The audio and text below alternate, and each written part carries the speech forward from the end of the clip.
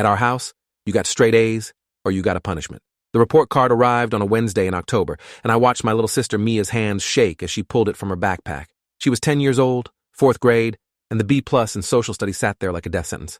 I was 16, and I'd learned years ago to forge Mom's signature on anything below perfection before it ever reached her hands. But Mia hadn't figured that out yet. She still believed honesty mattered, that parents rewarded truth-telling. I tried to grab the envelope from her, but she pulled away, saying Mom would be proud of her other grades. 4 A's and 1 B+. Any normal parent would celebrate. Ours would see only failure. Mom came home at 6:30, still wearing her hospital scrubs with her name badge clipped to the pocket. Dr. Patricia Holbrook, pediatric surgeon. She saved children's lives for a living, then came home and destroyed her own kids' childhoods with systematic precision. She set her purse on the counter and asked about our day in that pleasant voice she used before she saw grades. Mia handed over the report card with trembling fingers, and I watched Mom's expression shift from neutral to cold in the space of a heartbeat. She didn't yell. That would have been easier somehow. Instead, she folded the paper carefully and asked Mia why she thought a B+ was acceptable. Mia tried explaining that social studies was hard this year, that they were learning about the Revolutionary War, and she'd struggled with all the dates and battles. Mom listened with her head tilted slightly, that clinical expression she probably used when delivering bad news to patients' families. When Mia finished, Mom walked to the kitchen junk drawer and pulled out the wooden ruler we all knew too well. She told Mia to hold out her hands, palms up. My sister started crying before the first strike landed. 5 hits per hand, hard enough to leave red welts that would fade to purple by morning. I stood in the doorway, feeling sick and useless, knowing if I intervened, it would only make things worse for both of us. After the punishment, Mom sent Mia to her room to study social studies for 3 hours with no dinner. She turned to me and asked to see my progress report from my junior year classes. I got all A's, like always, but she examined each grade carefully as if searching for the slightest imperfection. My A in AP chemistry was a 94%, and she asked why it wasn't higher. I explained that the class average was an 82, that a 94 was exceptional. She said exceptional wasn't good enough when you were capable of perfection. Then she took away my car privileges for a week, saying I'd clearly been wasting time that should have been spent studying. Dad got home around 8, late from his accounting firm like usual. He worked 70-hour weeks during tax season, and the rest of the year he worked 60. Mom ran the household, made all decisions about us kids, and Dad just nodded along with whatever she decreed. That night, he asked why Mia wasn't at dinner, and Mom explained the B+ situation. Dad glanced at me, and I saw something flicker in his eyes.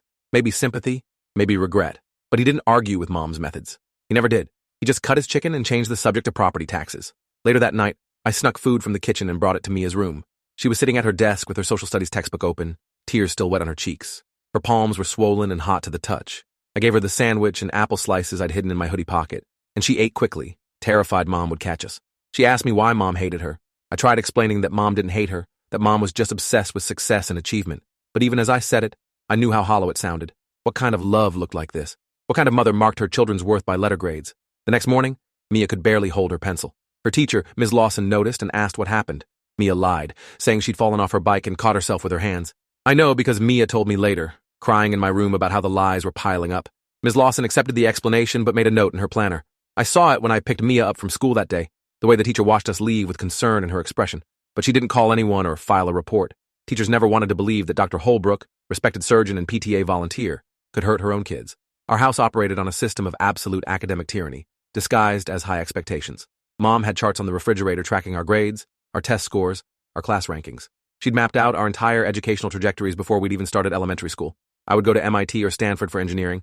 Mia would follow Mom into medicine, probably pediatrics, continuing the family legacy. Our younger brother Oliver, who was 7, would do something equally impressive, though Mom hadn't decided what yet. None of us had been consulted about these plans. Our dreams, our interests, our actual talents didn't matter. Only the grades mattered. Only the achievements that looked good on college applications. The punishments escalated with age and grade level. When I was Mia's age, a B meant being grounded for a week and losing screen time. By middle school, B's meant physical punishment and academic boot camp, which involved studying from the moment I got home until bedtime with no breaks except bathroom and dinner. High school had added new layers. Now, anything below an A meant losing privileges I'd earned. Public humiliation during family dinners, where Mom would discuss my failures in detail, and mandatory tutoring sessions with graduate students Mom hired to correct my deficiencies.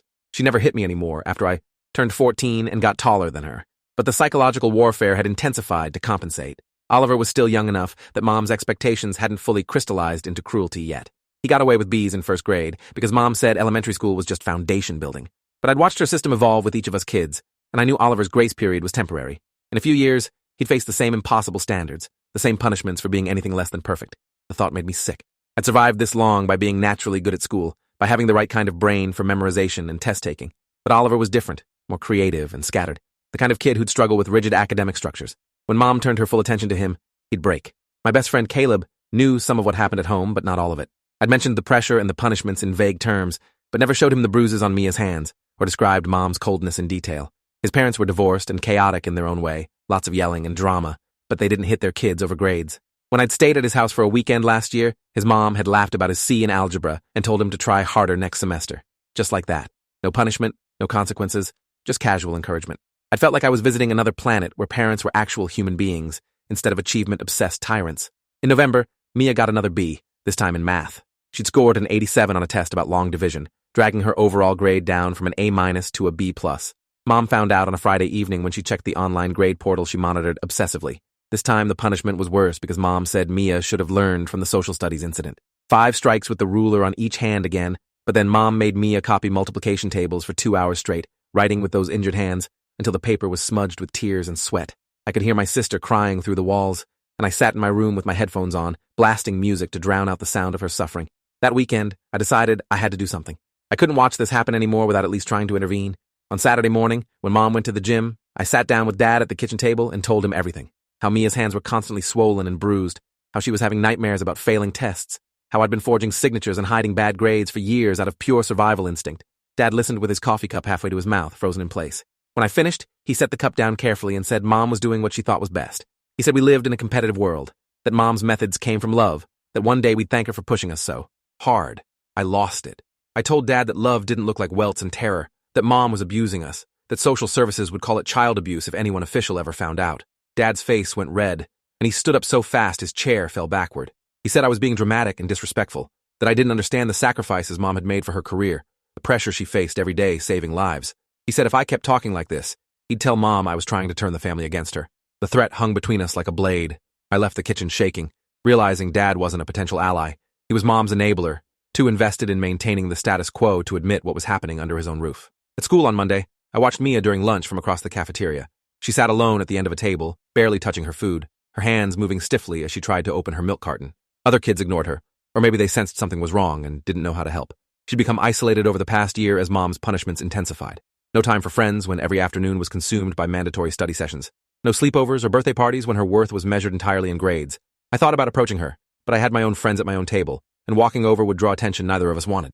After school, I had SAT prep with one of Mom's hired tutors, a graduate student from the university named David Nguyen. He was 24, studying for his PhD in applied mathematics, and he seemed uncomfortable with the intensity of Mom's requirements. She'd given him a detailed curriculum and a list of my weaknesses, demanding he focus on bringing my math score from a 780 to an 800. David worked with me twice a week for 90-minute sessions in our dining room while Mom hovered nearby, monitoring his teaching methods. He was patient and actually helpful, but the whole arrangement felt performative, like Mom had hired him more to demonstrate her commitment to my success than because I actually needed the help. During one session in late November, David asked quietly if everything was okay at home. Mom had stepped away to take a phone call, and he'd noticed how tense I got whenever she entered the room. I wanted to tell him everything, to ask for help, but fear stopped me. What if he told Mom what I'd said? What if it made things worse? So I just nodded and said everything was fine. We just had high expectations in our family. He looked at me for a long moment, like he could see through the lie, but he didn't push. He went back to explaining algebra concepts, and the moment passed. Another adult who saw something wrong but didn't intervene because it was easier to look away. Thanksgiving arrived and brought extended family to our house. Mom's parents, my grandparents who lived 3 hours away, and Mom's younger sister Diane with her 2 kids. Diane's children were average students, B's and C's mostly, and they seemed happy and relaxed in a way my siblings and I never were. During dinner, my grandmother asked about our grades, and Mom presented our report cards like trophies. She emphasized my perfect GPA and Mia's improvement in social studies, glossing over the B in math. My Aunt Diane made some comment about how we must be naturally smart, and Mom corrected her sharply, saying intelligence was only part of success, that discipline and consequences built character. The way she said consequences made my stomach turn. After dinner, Mia and our cousins went to play video games in the basement. I stayed upstairs helping clean up, and I overheard Diane talking to Mom in the kitchen. She mentioned that Mia seemed anxious and asked if everything was okay. Mom's voice went cold as she explained her parenting philosophy, how the world didn't reward mediocrity, how she was preparing us for real life where performance mattered. Diane tried suggesting that 4th graders should be allowed to be kids, that grades weren't everything. Mom shut her down immediately, saying that kind of permissive parenting was why Diane's kids were underachievers. The conversation ended badly, with Diane excusing herself to check on her children. The family left early the next morning, and we never talked about Thanksgiving again. December brought final exams, and Mom's expectations reached fever pitch. She created a study schedule that accounted for every hour of every day, including weekends. I had 4 AP classes and 2 honors courses, all requiring comprehensive final exams. Mia had her first real finals in fourth grade, just basic subject tests, but Mom treated them like college boards.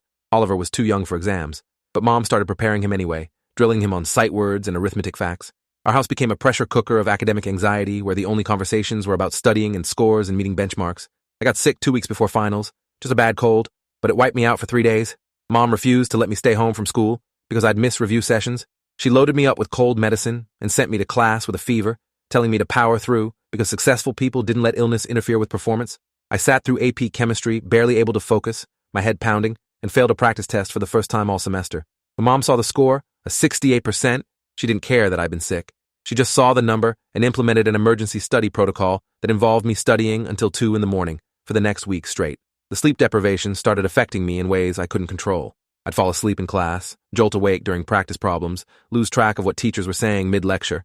My grades didn't slip because I was still performing okay on actual graded work, but I felt myself unraveling. My hands would shake when I held pencils. I'd stare at textbook pages, and the words would blur together into meaningless shapes. I started having panic attacks in bathroom stalls between classes, hyperventilating into my hands while trying not to make noise. Caleb noticed and asked what was wrong, but I couldn't explain the depth of it. How do you tell someone that your own mother is systematically destroying you in the name of success? Mia's situation grew worse. She failed a practice quiz in math, getting a 56%, and Mom completely lost it.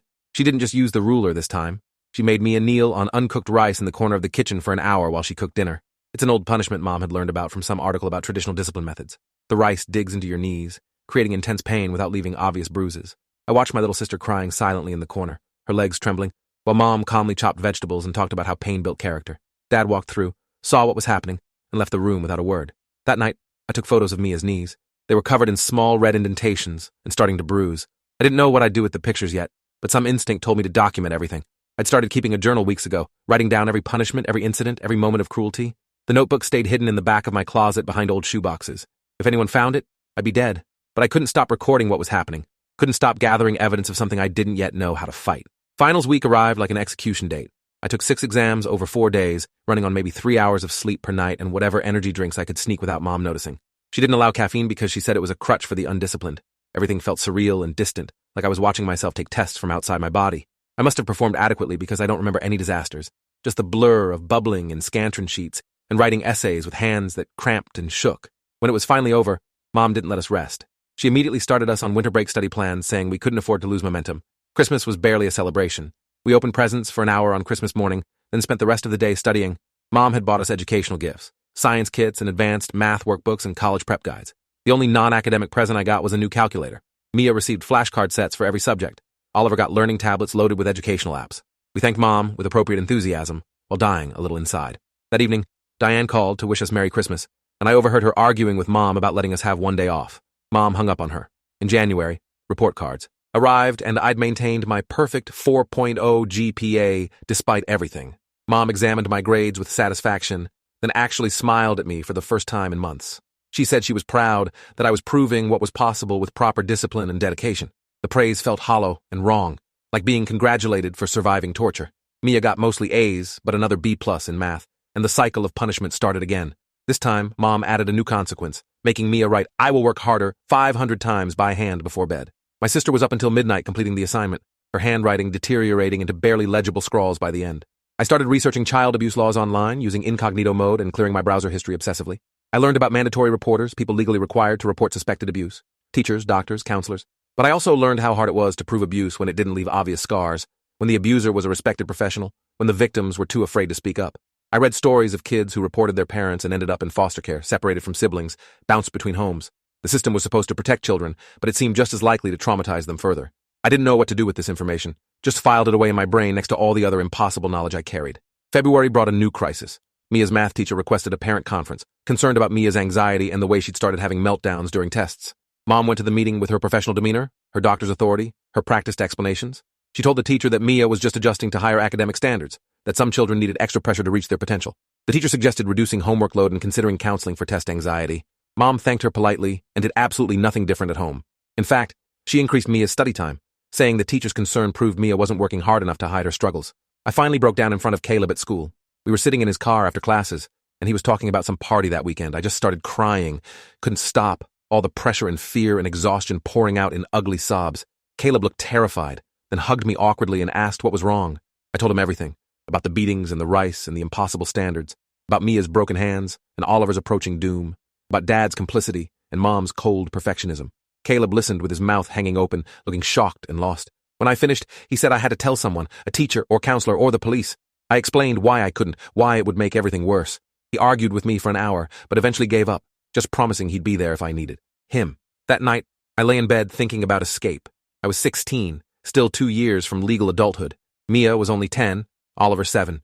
Even if I could run away, what about them? They'd be left alone with Mom, facing even worse consequences for my betrayal. The thought paralyzed me. I couldn't save myself without abandoning them, but I couldn't save them while trapped in the same cage. The impossibility of it circled in my brain until exhaustion dragged me under into nightmares about failing tests and Mom's disappointed face. In March, I got a 92 on an AP English essay, my first grade below 95 all year. The teacher had written that my analysis was strong, but my thesis needed refinement. It was constructive criticism, the kind meant to help me improve. Mom saw only the number. She took away my phone for 2 weeks and scheduled extra tutoring sessions with David, even though English wasn't his subject. During our next session, David asked to see the essay. He read it carefully and told me it was excellent work, that the teacher's feedback was actually praise wrapped in suggestions. He said the 92 was nothing to be ashamed of. His kindness made me want to cry, this stranger showing me more support than my own mother. David started asking more questions about home life during our sessions. He'd noticed the exhaustion, the anxiety, the way I flinched when Mom called my name. He'd seen Mia's hands and Oliver's fearful silence. One day, he asked directly if Mom was hurting us. I froze, terrified of answering but desperate to tell someone who might actually help. The words stuck in my throat, years of conditioning and fear making it impossible to speak. David waited patiently, and finally I nodded once, a tiny movement that felt like jumping off a cliff. He closed his textbook and asked if I'd ever told any adults at school. I shook my head. He said I needed to, that what I described sounded like abuse, that there were people who could intervene. The next week, David stopped showing up for our sessions. Mom was furious, calling him multiple times and leaving increasingly angry voicemails. He finally replied via email, saying he was uncomfortable with the family dynamic and was terminating his tutoring services effective immediately. Mom was livid, ranting about unprofessional behavior and wasted money. But I knew what had really happened. David had seen too much, gotten too close to the truth, and removed himself before he'd be forced to decide whether to report what he suspected. Another adult who chose personal comfort over protecting kids in danger. I didn't blame him exactly, but the abandonment stung anyway. April arrived with state-standardized testing, and Mom's anxiety infected the entire house. She woke us at 5 in the morning for test prep, drilled us through breakfast, sent us to school with protein bars and water bottles like we were heading into battle. The actual tests were anticlimactic after all that. Build up. I finished most sections early and sat there wondering if I'd bubbled incorrectly or if they were genuinely easier than Mom's expectations suggested. Mia struggled with the math portions, emerging from her testing room with red eyes and shaking hands. That night, Mom made her complete extra math worksheets as punishment for poor performance, even though we wouldn't get results for weeks. Caleb invited me to his lake house for spring break, and for one beautiful moment, I thought I might escape for a few days. His family was leaving on Friday morning and wanted me to come along. I asked Mom as casually as possible, already knowing her answer. She said no, without even looking up from her medical journal. Spring break was for studying and getting ahead on next semester's material, not for playing around at some lake house. When I tried to argue that I'd maintained my GPA and deserved a break, she reminded me that deserving implied entitlement, and entitled children became mediocre adults. The conversation ended there. Caleb texted later asking what happened, and I lied and said something came up with family obligations. During spring break, while Caleb posted photos of swimming and bonfires, I sat at our dining room table, working through college-level textbooks Mom had purchased to challenge me. She decided I should start learning calculus, even though I wouldn't take the class until next year. The material was dense and confusing without a teacher, and I struggled through it alone while Mom checked my progress every few hours. Mia spent her break relearning entire units of 4th grade curriculum, and Oliver was subjected to kindergarten readiness workbooks, even though he was already in 1st grade. We were prisoners in our own home, serving sentences for the crime of being born to a woman who viewed her children as achievement projects instead of actual human beings. In May, my school counselor called me out of class for a meeting I hadn't scheduled. Mr. Gregory Chen had been my counselor since freshman year, and I'd never talked to him about anything serious. He asked how things were going at home, how I was handling stress, whether I had support systems in place. The questions felt loaded, deliberate. I gave vague, positive answers, saying everything was fine, just normal academic pressure. He watched me carefully and mentioned that some of my teachers had noticed changes in my behavior this year. Increased anxiety, visible exhaustion, social withdrawal. He wanted to make sure I wasn't struggling with something I needed help managing. I realized someone must have said something, maybe David before he quit, maybe one of my teachers. Fear flooded through me, and I doubled down on the lies, insisting I was just focused on maintaining my grades and preparing for college applications next year. Mr. Chen let me go, but asked me to check in with him weekly. I agreed to avoid suspicion, then spent the next few days terrified that he'd call my parents or dig deeper into our home situation. But nothing happened. The system moved slowly, or maybe he'd believed my lies, or maybe he'd made a note in my file and was waiting for more evidence. I couldn't know, could only continue pretending everything was normal while my insides twisted with constant fear. That weekend, Mom announced we'd be doing family portrait photos. She hired a professional photographer and made us dress in coordinated outfits, navy and white, looking like a catalog family. We smiled on command, arranged ourselves in posed groupings, played the role of perfect high-achieving children with loving parents. The photographer commented on what a beautiful family we were, and Mom beamed with pride. She ordered the largest package, planning to hang the photos throughout the house and send them to family members. Looking at the proofs later, I saw the lie captured in glossy prints. The forced smiles and dead eyes, the tension in our shoulders, the way none of us touched each other naturally. But Mom saw only what she wanted to see, evidence of her successful family to display for the world. June brought end-of-year grades and another perfect report card for me. All A's, GPA still flawless, class rank still #1. Mom celebrated by taking us to dinner at an expensive restaurant, one of the few times she showed public affection. But even during dinner, she was planning my summer. Specialized math camp for 3 weeks, advanced placement prep courses, volunteer work at the hospital to build my resume. No time for relaxation or friends or any normal teenage activities. My summer was already mapped out in 30-minute increments, every moment optimized for college application purposes. Mia finished 4th grade with mostly A's and 1 final B in math. Mom declared the grade unacceptable and signed her up for intensive summer tutoring, 5 days a week, 3 hours per day. My little sister would spend her summer vacation in academic boot camp, while other kids swam and played and had actual childhoods. I watched her pack her backpack that first Monday of summer with textbooks and notebooks, her small shoulders slumped with defeat, and I felt rage building in my chest. This wasn't parenting. This was systematic destruction of childhood, erasing joy and play in favor of relentless achievement. And I was complicit in it, surviving while my siblings suffered, too afraid to risk everything by fighting back. Math camp turned out to be intensive and actually engaging. The other students were mostly kids like me, academically strong and parent-pressured, though maybe not to the same extreme. I made friends with a girl named Sophie Brennan, who was there by choice, actually enjoying advanced mathematics. She talked about numbers like they were beautiful puzzles, finding genuine joy in proofs and theorems. Spending time with her reminded me that learning could be voluntary and fun, that academic success didn't have to come through torture. We exchanged numbers and started texting. Nothing romantic, just friendship, but even that felt rebellious somehow. Mom hadn't approved this relationship, didn't know about these text conversations, couldn't control who I was becoming away from her surveillance. Sophie noticed things, though, the way I never wanted to talk about family, how I'd get anxious around 4 o'clock when camp ended and I had to go home. One day, she asked directly if my parents were strict, and I gave a careful answer about high expectations and academic pressure. She shared that her parents pushed her too, but when she described their pressure, it sounded gentle and supportive compared to mine. Her mom encouraged her interests in math. My mom demanded perfection in every subject regardless of interest or aptitude. The difference was fundamental, but I couldn't explain it without revealing too much. At home, Mia was deteriorating under the weight of summer tutoring. The tutor, a retired teacher named Mrs. Sheffield, was actually kind and patient, but 3 hours of math daily was breaking my sister. She'd come home exhausted and crying, begging Mom to let her quit. Mom refused, saying Mia needed to overcome her weakness in mathematics now, before it became a permanent limitation. I tried advocating for Mia, suggesting maybe lighter tutoring or breaks between sessions. Mom shut me down immediately, reminding me that I didn't make parenting decisions, that my opinion on Mia's education was irrelevant. The dismissal stung, but worse was watching Mia give up, seeing her stop fighting and just accept the misery as her normal reality. In July, I attended a 3-day workshop on college admission strategies that Mom had enrolled me in. The workshop was full of stressed parents and exhausted students, everyone performing academic anxiety like a competitive sport. The counselors running the workshop talked about building narratives and showcasing passion and demonstrating leadership. They emphasized authenticity and genuine interest. I sat there thinking about how impossible that advice was when your entire life had been curated by a parent who viewed your achievements as extensions of her own success. What were my genuine interests? What did I actually care about beyond survival and protecting my siblings? I had no idea. Mom had optimized me so thoroughly that I disappeared somewhere along the way. During lunch break, I overheard 2 parents talking about their daughter's mental health struggles and how they'd pulled back on academic pressure after her suicide attempt.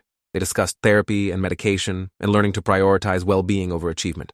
I wanted to record the conversation, to play it for Mom, to make her hear what she was doing to us, but I knew it wouldn't matter.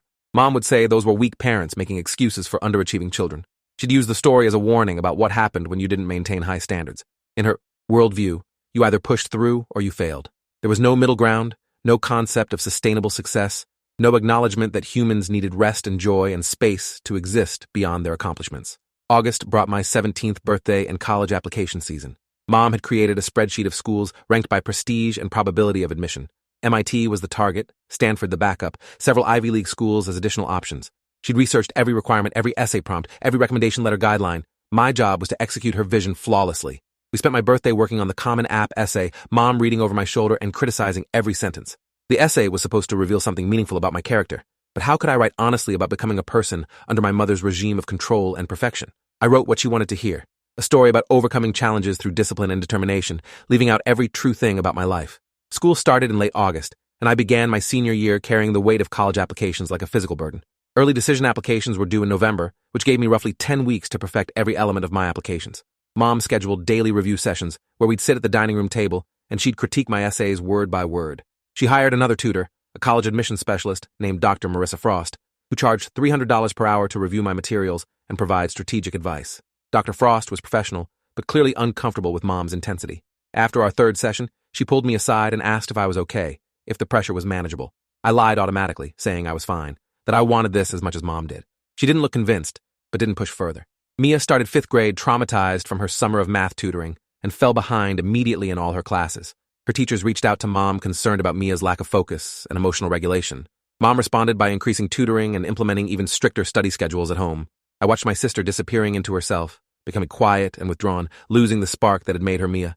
She stopped talking at dinner, stopped crying during punishments, just accepted everything with blank resignation. The change terrified me more than the crying had. When someone stops fighting, they're not recovering. They're giving up. In September, Mia's 5th grade teacher, Ms. Reeves, called Mom requesting another conference. This time, she brought the school counselor, Mrs. Diana Foster, who explained that Mia was showing signs of severe anxiety and possibly depression. They recommended professional mental health evaluation and suggested reducing academic pressure at home. Mom became defensive, arguing that Mia was just manipulating adults to avoid hard work. She dismissed the suggestion of therapy as unnecessary medicalization of normal childhood stress. The meeting ended badly, with Ms. Reeves and Mrs. Foster exchanging concerned looks, while Mom gathered her things with barely contained anger. That night, Mom punished Mia for embarrassing the family by complaining to school staff. She made Mia write an apology letter to her teacher and counselor explaining that she was fine and that any concerns were misunderstandings. Then Mom supervised while Mia rewrote the letter 5 times until it was perfectly composed and completely dishonest. Watching my 10-year-old sister craft lies to protect our mother from consequences made me physically sick. I excused myself to the bathroom and threw up, then sat on the cold tile floor wondering how much longer I could survive in this house without completely breaking. Oliver, now 7 and in 2nd grade, was starting to show signs of the same breaking I'd seen in Mia. He'd developed a nervous tic, blinking rapidly when stressed, and his teachers mentioned it during conferences. Mom dismissed it as attention-seeking behavior and implemented consequences for the blinking, as if he could control it. She made him stand in front of a mirror and practice not blinking until his eyes watered with effort. The cruelty of it, punishing a child for an involuntary stress response, revealed something fundamentally broken in Mom's psychology. She couldn't see us as people anymore, only as projects that needed correction and optimization. My SAT scores came back in late September, a perfect 1600. Mom's reaction was muted satisfaction, like I'd simply performed an expected task. She mentioned it to her colleagues at the hospital with pride, but showed no joy toward me directly. The score was just another box checked on her success matrix, another data point proving her parenting methods worked. She didn't ask how I felt about it, whether I was proud, what it meant to me personally. Just moved on immediately to ACT prep because apparently one perfect standardized test score wasn't enough. I needed to dominate all the standardized tests, leaving no room for colleges to question my qualifications. Caleb threw a party in early October to celebrate our senior year and upcoming college applications. I didn't ask Mom for permission because I knew she'd say no. Instead, I told her I was going to the library for a group study session and went to Caleb's house. For 3 hours, I pretended to be a normal teenager. I talked to Sophie Brennan, who went to a different school but knew Caleb through math competitions. I drank exactly 1 beer very slowly, tasting the rebellion. I laughed at stupid jokes and took photos with friends and felt the temporary illusion of freedom. Then, at exactly 9:30, I left to make it home by my curfew, and the weight of my real life settled back onto my shoulders like a concrete blanket. Mom somehow found out about the party. Maybe she checked the location data on my phone. Maybe someone's parent mentioned it. Maybe she just sensed the lie.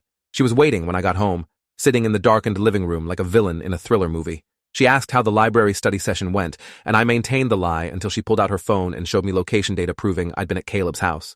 The betrayal on her face was genuine and terrible, like I'd committed an unforgivable sin by trying to have one night of normal teenage life. She grounded me indefinitely, took my car keys and phone, and scheduled an emergency session with Dr. Frost to discuss my concerning behavior and lack of focus. The punishment extended beyond just grounding.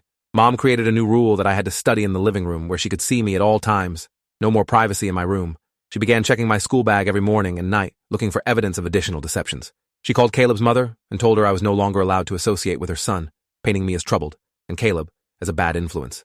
My social life, already minimal, completely evaporated under the new restrictions. I was isolated and monitored constantly, my every movement tracked and controlled. The house that had always been a prison now became solitary confinement.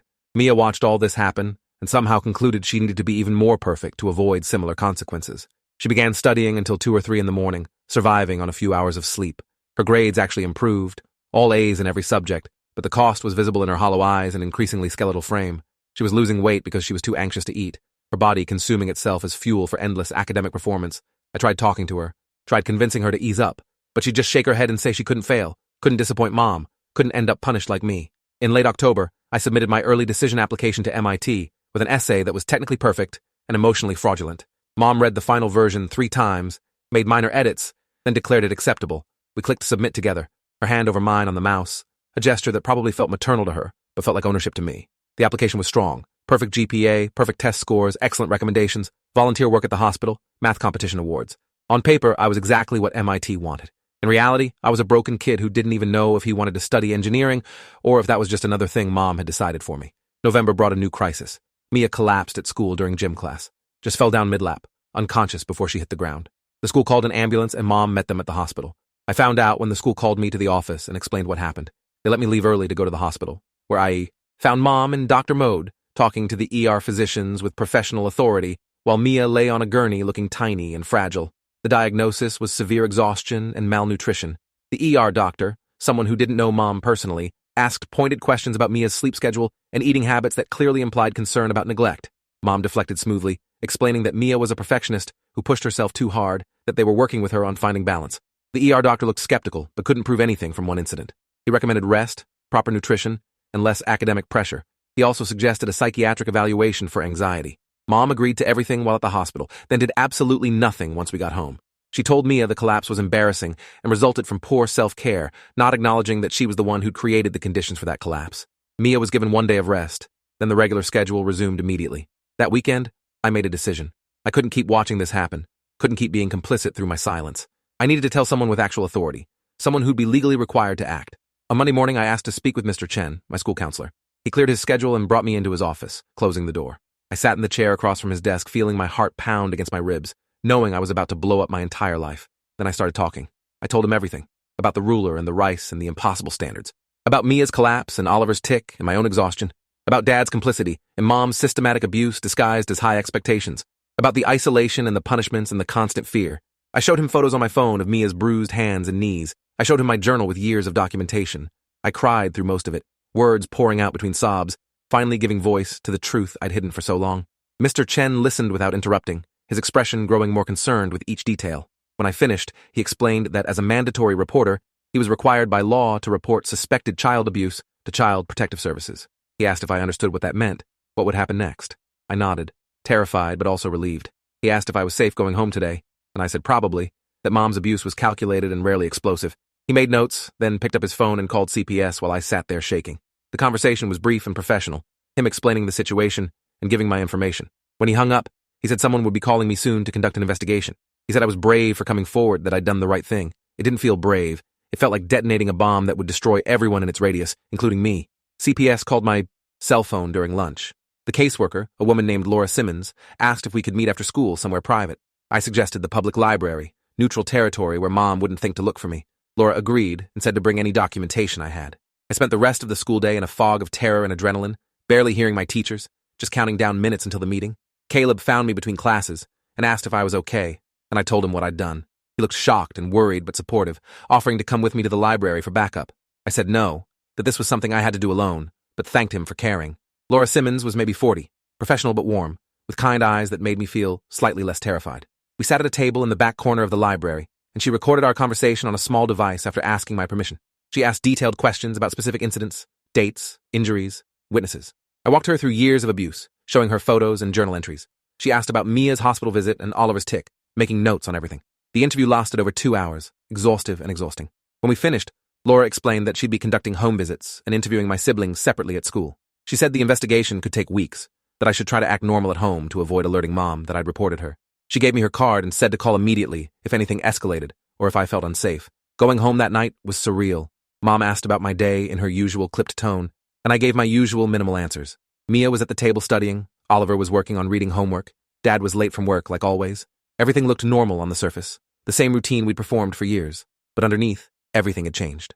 I'd set forces in motion that couldn't be stopped. Either CPS would find enough evidence to protect us, or Mom would find out I'd reported her and my life would become exponentially worse.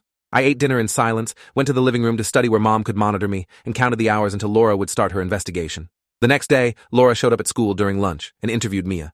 My sister came to find me afterward, crying and terrified. She said a social worker had asked her about punishments and grades and whether she felt safe at home. Mia had tried to lie, to protect Mom out of fear, but Laura had shown her the photos I'd provided and asked specific questions about her hands and knees. Eventually, Mia had confirmed the abuse, crying through the whole interview. She was terrified Mom would find out, convinced she'd be punished forever for telling the truth. I held her while she sobbed in an empty classroom, promising her that we'd be okay, that I wouldn't let Mom hurt her anymore. I hoped desperately that I could keep that promise. Laura interviewed Oliver that same afternoon. He was only 7, and the interview had to be gentler, more age-appropriate. But even he confirmed the punishments, the pressure, the fear. He told Laura about the blinking consequences and the stress of trying to be perfect. His testimony, combined with Mia's and mine, apparently painted a clear picture of systematic abuse. Laura called me that evening and explained that she'd be conducting a home visit the next day, Friday, to inspect our living conditions and interview our parents. She warned me that Mom would likely be angry after the visit, that I should be prepared for consequences, but that CPS was now actively involved and monitoring the situation. The home visit happened on Friday afternoon. I was at school but got a text from a restricted number that I assume was Laura, letting me know she'd arrived at our house. I sat through my last 2 classes, completely unable to focus, imagining the confrontation happening at home. Laura interviewing Mom, asking about discipline methods, examining our study schedules and the documentation Mom kept of our achievements. Mom's shock and anger as she realized someone was questioning her parenting. Dad's surprise and defensive explanations. The house that had been our prison now being inspected by someone with authority to actually intervene. I came home to find Mom in the kitchen, her face a mask of cold fury. She didn't yell or ask questions, just told me to go to my room and stay there. Dad was already home, sitting at the kitchen table, looking shell-shocked. I could hear them talking in low, intense voices as I climbed the stairs. Couldn't make out words, but could feel the anger radiating through the house. I sat on my bed waiting for the explosion, for Mom to come upstairs and confront me, but she never did. The silence was almost worse than shouting would have been. That night, Mom gathered us in the living room. All 3 of us kids sat on the couch while Mom and Dad stood facing us like we were being court-martialed. Mom explained that someone had made false accusations to Child Protective Services, that social workers had questioned her parenting methods, that our family was now under investigation. She looked directly at me when she said someone had betrayed the family's trust. She didn't accuse me explicitly, but her eyes made it clear she knew. She explained that we were all going to cooperate fully with the investigation, answer questions honestly, and demonstrate that we were a loving family with high standards. Any attempts to sabotage the family would result in severe consequences she didn't specify but implied were terrible. The message was clear. If we continued cooperating with CPS, if we confirmed the abuse, we'd face retaliation. But Mom was too smart to be explicit about it, especially now that we were under investigation. She couldn't risk being caught making threats, so instead, she created an atmosphere of implied danger, using silence and cold anger to control us. That night, I barely slept, jumping at every sound, expecting her to come into my room with some delayed punishment, but nothing happened. The anticipation was its own form of torture. Laura conducted follow-up interviews the next week, this time with both Mia and Oliver at a child advocacy center designed to be comfortable and non-threatening for kids. They were interviewed on video by trained specialists who could assess whether they were telling the truth or being coached. I wasn't present for those interviews, but Laura called me afterward to say both kids had confirmed the abuse in detail. She said the evidence was strong enough to move forward with a safety plan, requiring Mom to stop physical punishments and reduce academic pressure. She explained that removal from the home wasn't warranted yet because we weren't in immediate danger, but that the case would remain open with regular check-ins and monitoring. The safety plan arrived by official letter later that week, outlining specific requirements. No physical discipline of any kind. Reasonable homework expectations based on age and grade level. At least 8 hours of sleep per night for all children. Regular meal times with adequate nutrition. Weekly phone check-ins with CPS. Monthly home visits. Violation of any term could result in removal of children from the home. Mom read the letter with visible rage, barely contained behind her professional mask. She signed the acknowledgement form, but I could see her hand shaking with anger as she wrote her name. For exactly 1 week, Mom followed the safety plan perfectly. No ruler, no rice, no excessive study schedules, reasonable bedtimes, and full meals. She was performing compliance while everyone watched, proving she could be the parent CPS wanted to see. But the coldness in her eyes when she looked at me confirmed that this was temporary, strategic. She was waiting for the investigation to close, for the monitoring to lighten, for her opportunity to reassert control, and she blamed me entirely for bringing this interference into our home. Mia's mental health improved slightly during that week of reduced pressure. She started eating more, sleeping better, even smiled a few times. Oliver's tic decreased in frequency. I felt the whole house breathing slightly easier, all of us cautiously hoping that maybe things would actually change. But I knew better. I'd seen Mom's pattern of behavior over 17 years. She didn't change. She adapted and waited and found new ways to control us within whatever constraints existed. My MIT early decision response arrived in mid-December. Accepted. Full admission to one of the most prestigious engineering programs in the country. Mom's reaction was triumphant, vindicated. She announced it to everyone she knew, posted about it on social media, treated it as validation of her parenting methods. See? Her techniques worked. Her son got into MIT. The abuse wasn't abuse. It was effective preparation for success. I sat at the kitchen table holding the acceptance letter, feeling nothing. This was supposed to be a moment of joy and accomplishment. Instead, it felt like proof that her torture had succeeded in molding me into exactly what she wanted. I was her successful experiment, her justification for everything she'd done to all of us. The CPS case continued through Christmas and into January. Laura maintained weekly check-ins and conducted another home visit right before the holidays. Everything appeared fine on the surface. Mom was playing the role of reformed parent, following every rule, documenting our improved sleep and reduced study times. But at night, she'd come into my room and sit in the chair by my desk, not saying anything, just watching me in the dark. The silent intimidation was effective without being something I could report. She wasn't threatening me verbally or physically, just creating an atmosphere of menace that kept me constantly afraid. In February, Laura called to say the case would likely be closed soon. The monitoring period had shown substantial improvement, and while CPS still had concerns about Mom's parenting philosophy, there was no evidence of ongoing abuse. She asked how I was feeling about the case closure, and I told her the truth, that I didn't think anything had actually changed, that Mom was just waiting for supervision to end so she could resume her methods. Laura sounded frustrated, said she understood my concerns but couldn't keep a case open indefinitely based on fears about future behavior. Unless something new happened, unless there was fresh evidence of abuse, the case would close in March. I felt the window of protection slamming shut. In a few weeks, CPS would stop monitoring our family, and Mom would be free to retaliate for everything I'd done. The safety plan would technically remain in effect, but without regular check-ins, who would enforce it? Who would know if Mom went back to physical punishments and impossible academic pressure? We'd be right back where we started, except now Mom would be more careful to hide the evidence, more strategic about avoiding detection. And I'd be leaving for MIT in August, abandoning Mia and Oliver to whatever came next. The solution came to me during a sleepless night in late February. I couldn't stop Mom's abuse by trying to get authorities to intervene. They'd already demonstrated they weren't equipped to handle sophisticated psychological warfare disguised as high expectations. But I could document everything so thoroughly, build such an overwhelming case, that eventually the truth would be undeniable. I started recording conversations on my phone whenever Mom issued punishments or threats, backing everything up to encrypted cloud storage. I took photos of Mia's hands after any new injuries, screenshots of our study schedules, pictures of the achievement charts and grade spreadsheets covering our walls. I wrote detailed accounts of every incident with dates and times, organized evidence chronologically, built a comprehensive archive of abuse. Caleb helped me set up an anonymous email account that couldn't be traced back to me. I began forwarding evidence to that account, creating redundant backups that Mom couldn't access or destroy. Sophie Brennan, who I'd stayed friends with after math camp, provided technical assistance with encryption and security. She asked why I needed such elaborate digital protection, and I gave her a carefully edited version of the truth. She helped anyway, showing me how to hide files and cover my digital tracks. Neither of them knew the full extent of what was happening, but they could sense I was fighting something serious and offered support without demanding complete transparency. The CPS case officially closed in mid-March with a final home visit and evaluation. Laura hugged me goodbye and said to call if anything changed, but I could hear the resignation in her voice. She knew what I knew, that closing the case meant abandoning us to Mom's control. But the system had rules and timelines, and we didn't meet the threshold for ongoing intervention. We were just high-achieving kids with a strict parent, not photogenic victims with obvious scars. The abuse was too sophisticated, too embedded in legitimate concerns about education and success for CPS to continue justifying involvement. The night after the case closed, Mom violated every term of the safety plan. She gathered us in the living room and explained that the false accusations and outside interference had embarrassed the family and demonstrated our lack of loyalty and gratitude. She announced new rules effective immediately. Study times increased to 6 hours daily after school. All phones and electronics would be confiscated except for academic use. No social contact without explicit permission. Bedtimes remained reasonable, but now included mandatory reading of academic texts for 1 hour before sleep, and punishments would resume for any grades below A, any defiance, any hint of further betrayal. Then she looked at me specifically and said I would not be attending MIT. The acceptance was meaningless because she decided I hadn't earned the privilege through my behavior this year. Instead, I'd attend community college locally while living at home, proving my commitment to family before she'd consider allowing me to leave. The announcement hit like physical violence. She was taking away the one thing I'd worked for, the escape route I'd counted on, using it as punishment for trying to protect my siblings. I started to argue, but she cut me off immediately, saying the decision was final, and any further discussion would result in immediate consequences for everyone. I called Laura the next morning from school and reported every violation. She sounded tired and frustrated, said she'd reopen the investigation and conduct another home visit. But she also warned me that the system moves slowly, that Mom would likely be given another warning and another chance to comply before anything more serious happened.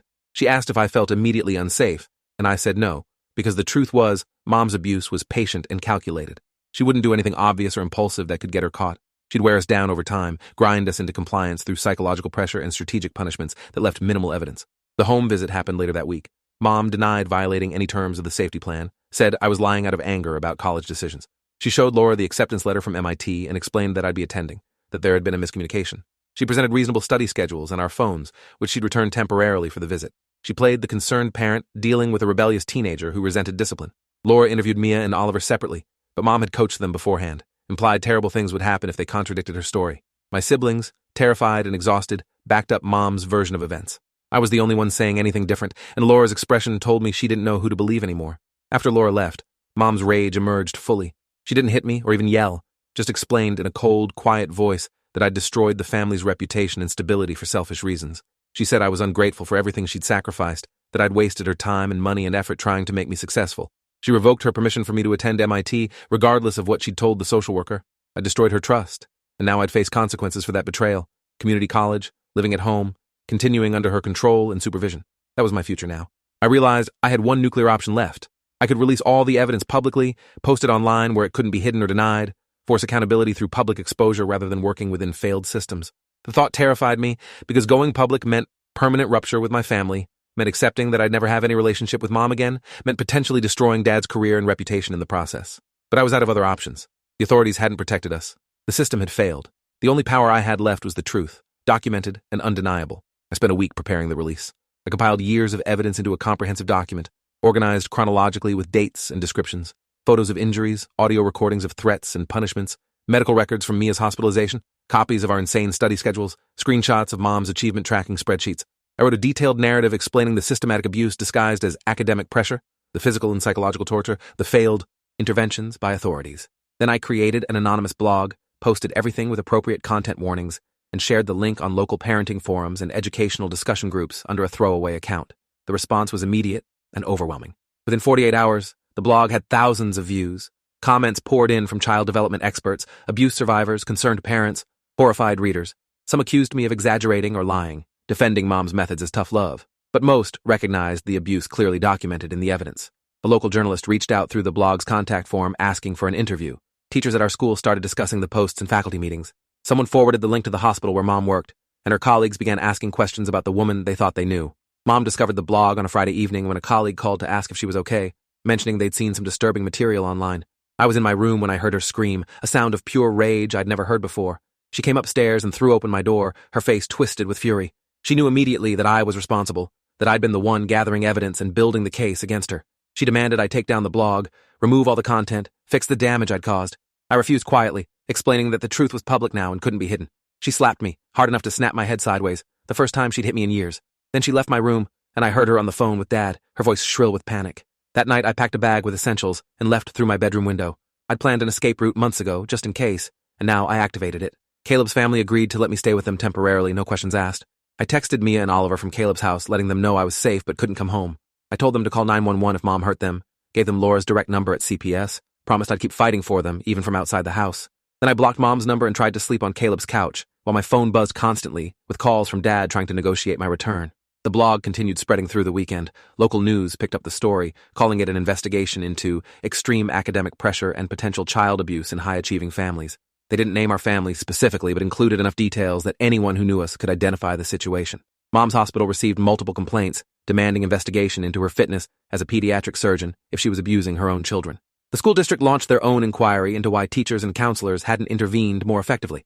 The story became a referendum on parenting culture and achievement pressure, and the line between high expectations and abuse. On Monday, CPS showed up at our house with police officers and an emergency removal order. Mia and Oliver were taken into protective custody based on the new evidence and the pattern of violations. They were placed with my Aunt Diane, Mom's sister, who'd offered to take them after seeing the blog.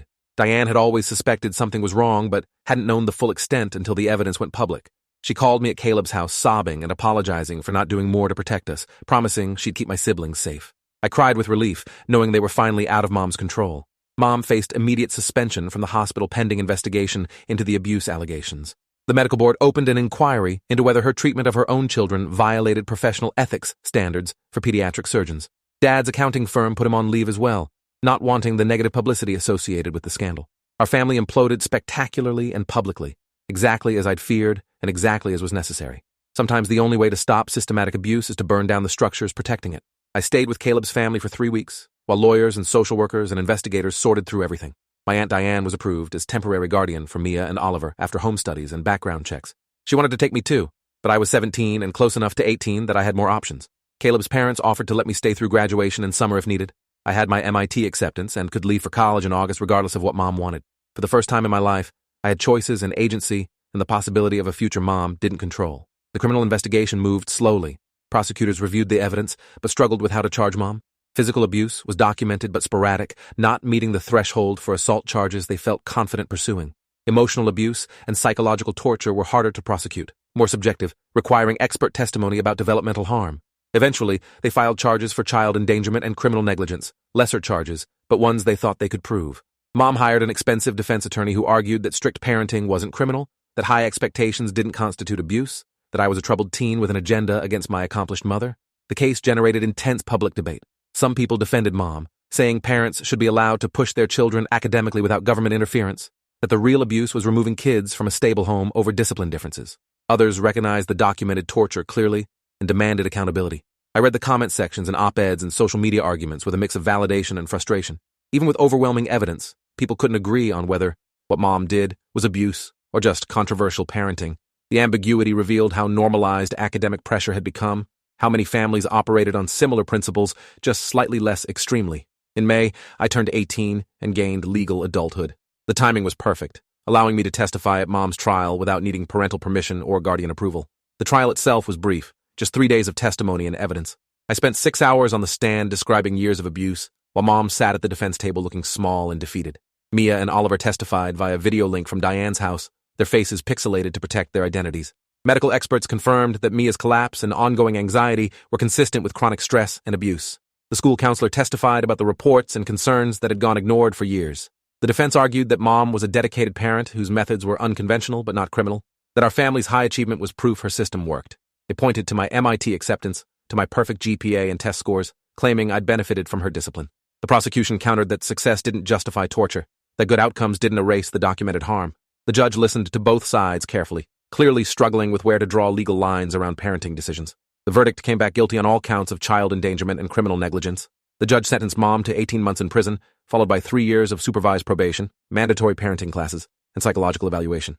The medical board permanently revoked her license to practice medicine, stating that someone who systematically abused her own children could not be trusted with other people's children. Mom's entire identity and career collapsed in that courtroom, the cost of years of cruelty finally coming due. I felt no triumph watching her led away in handcuffs, just exhaustion and hollow relief. Dad sat in the gallery crying quietly, broken by the dissolution of everything he'd enabled but never quite stopped. Diane hugged me outside the courthouse while news cameras filmed from a respectful distance. Mia and Oliver were safe at her house, starting to heal slowly with therapy and stability, and the freedom to be imperfect kids. I'd survived and escaped and brought some measure of justice to a situation that had seemed hopeless for so long. Graduation happened 2 weeks later. I walked across the stage as valedictorian, my perfect GPA maintained despite everything, and accepted my diploma from administrators who looked uncomfortable with my presence. I was both a success story and a cautionary tale for the district that had failed to protect me. In my valedictorian speech, I talked about the difference between achievement and fulfillment, between success that comes through joy and success extracted through fear. I dedicated my MIT acceptance to Mia and Oliver, saying they deserved childhoods and happiness more than any letter grade. The applause was loud but awkward, everyone present knowing the context behind my words. MIT orientation started in August, and I arrived in Cambridge feeling lighter than I'd felt in years. For the first time, I was learning because I wanted to, not because someone would punish me if I didn't perform perfectly.